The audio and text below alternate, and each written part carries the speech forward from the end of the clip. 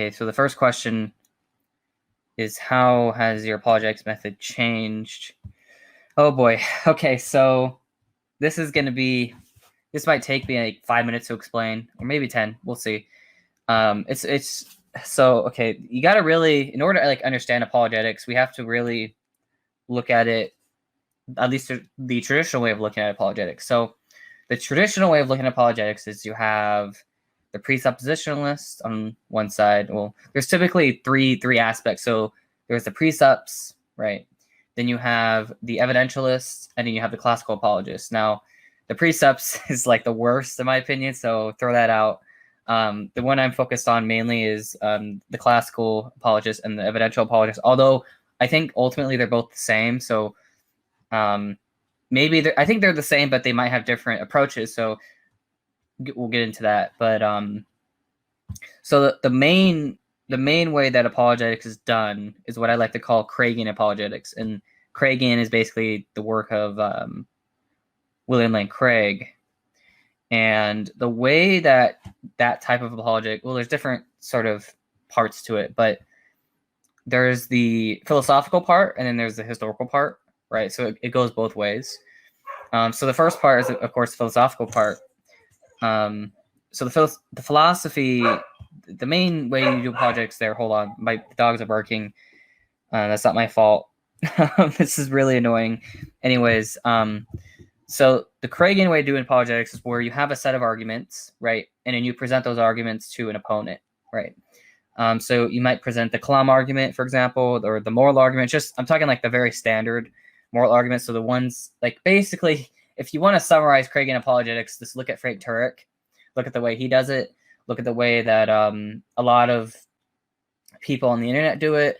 A lot of blocksters do it. A lot of YouTubers do it. Not all of them, but the vast majority of them, at least the actual apologists like that are talking about these things, are presenting arguments. And when I talk about arguments, right, it could be a wide variety of them. So sometimes you might only have the standard arguments, which is the one that Craig uses, or you might have more sophisticated arguments, and those are the ones that are more academic. So the ones like, what's example, the Gale Proust argument. There's also variations of the Kalam. So like Andrew Loki's Kalam argument sort of bypasses a lot of the problems that Craig.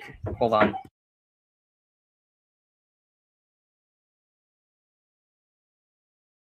Okay, sorry.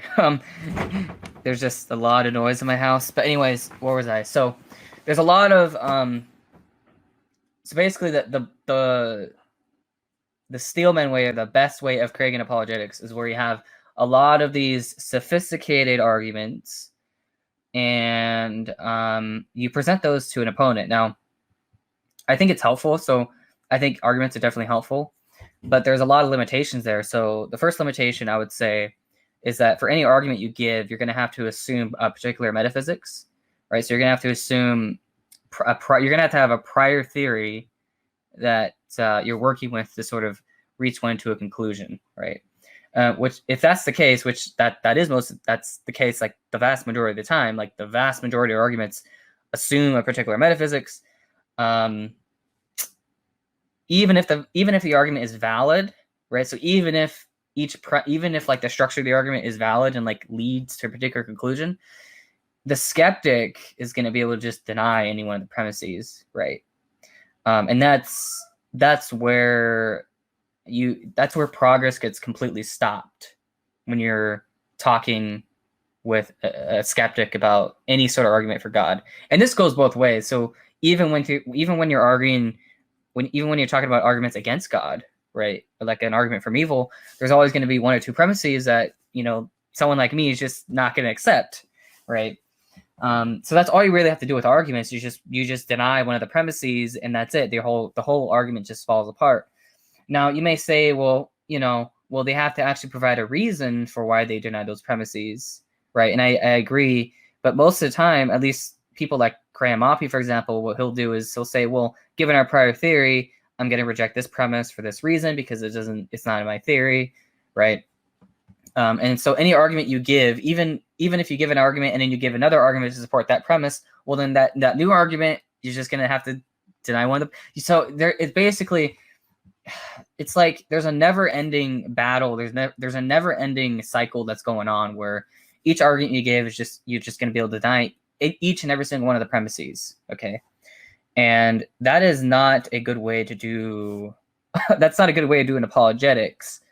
And unfortunately, this is not just an apologetical issue. This is also this has been happening for a while. So in the philosophy of religion, this has happened for a lot of philosophical discussions. This happens where you present an argument, but then there's no real progress.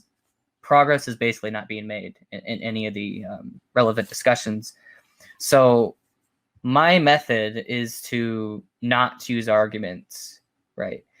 So what does this mean? Well, what I'm going to do is I'm going to look at the theoretical virtues between theism versus naturalism or any sort of metaphysical view, right, that I hold to. So my approach is what I call a Swinburnian approach of apologetics. And a Swinburnian approach of apologetics is going to be basically using, well, Bayesian epistemology, probability theory. And my main goal is basically to compare theism and naturalism as theories of reality, right? So you have this theory of reality versus this theory of reality, and then you compare them using virtues, right? And then you see, okay, which one has the most simplicity, which one has the broadest explanatory power. And that is not something that most apologists do. I've noticed that most apologists are going to give you arguments, but they're not going to actually compare theism versus naturalism, right? So that's going to be like a that's going to be like a huge difference between a sort of Craigian approach to apologetics versus a Swinburnian approach to apologetics. So that's the philosophy side. Now the history side is actually more complicated, but basically, where if you want to, let's say, look at the resurrection, for example, you're going to have to look at the prior what's it called? Yeah, the prior background knowledge. You're going to have to look at another thing, which is social context, right? So one important thing that I like to point out to people when it comes to the resurrection is that given their honor and shame culture, it would have been highly unlikely that they would have not investigated a resurrection take place, right?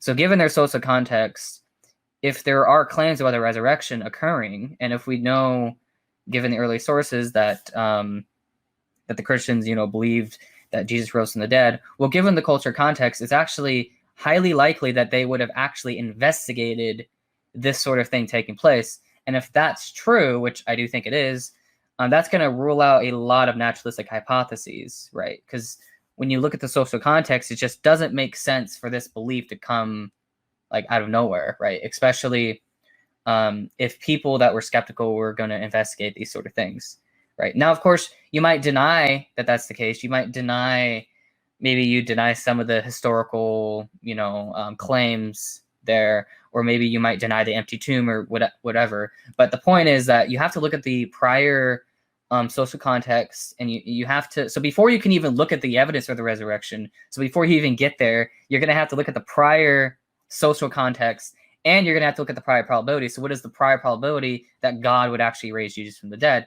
Now, I just want to mention here that I think that we can know at least some of God's intentions. I don't think we have to have the exhaustive knowledge of God's intentions, but I think that we can infer at least some of God's intentions from his nature, right? So if you set that on the table, so if you talk about the prior probability and the social context, and you have all your groundwork done, then you could then look at the evidence for the resurrection. And that is, again, I just want to point out, this is not something that most apologists are going to do. Most apologists, what they're going to do is they're just going to go straight to the evidence, but they won't look at the prior, they're not going to look at the prior probability, and they're not going to look at the social context. So when they try to argue for the resurrection, that's why you have a lot of these naturalistic hypotheses that could, equally or even sometimes I would say better explain the evidence depending on which type. So for example, the minimal facts argument, I do not like. So the minimal facts approach to the resurrection that you hear a lot, I don't like that approach because I think that there are at least 2 or 3 or maybe even 4 naturalistic theories that can equally or even better explain at least those minimal facts, right? So I don't think that we should minimize our historical facts, right? So I think we need to argue for a broader gospel reliability. So I'm going to take a more, again, maximal facts approach. And then I also just want to emphasize that I'm going to also look at the social context and the prior probability. So before I even investigate the resurrection, before I even look at the evidence, I'm going to be having to establish prior probability and social context. So that's my approach, right, to apologetics. Is on the philosophy side, I'm going to be comparing theism and naturalism, right, as virtues, as theories, and in comparing them. I'm not going to use arguments, although I think arguments are useful. At the end of the day, I'm not going to really use arguments. I'm going to be comparing the theories using virtues, see how many commitments they have, and so forth. And then when it comes to the historical side, I'm going to be looking at prior probabilities. I'm going to be looking at social context, and then I'm going to, investigate the resurrection. And then I guess one final point in regards to the resurrection, I'm also going to be trying to, at least from my perspective, defend a particular theory of what's it called?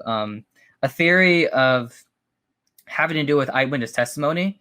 And this is another thing that most apologists don't do, which is that they sort of just assume that eyewitnesses are reliable, right? And so you have to actually make a positive case for why we should believe in eyewitness testimony given background knowledge, right? So you're going to have to defend a particular view of eyewitness testimony, and then from there, then as each witness testimony comes into play, then you're going to be able to assess the probabilities, right? So every single eyewitness testimony, every single witness that has claimed to see the resurrection, the probability of it actually occurring is just going to increase every time you add one more person into the mix, right?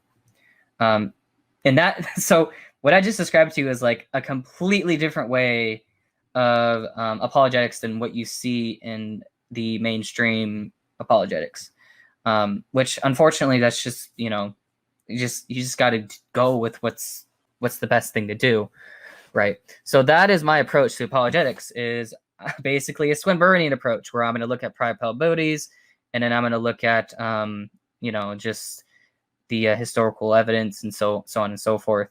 So yeah, if you just want to summarize my whole view, basically Swinburnian apologetics is the way that I do things. So yeah.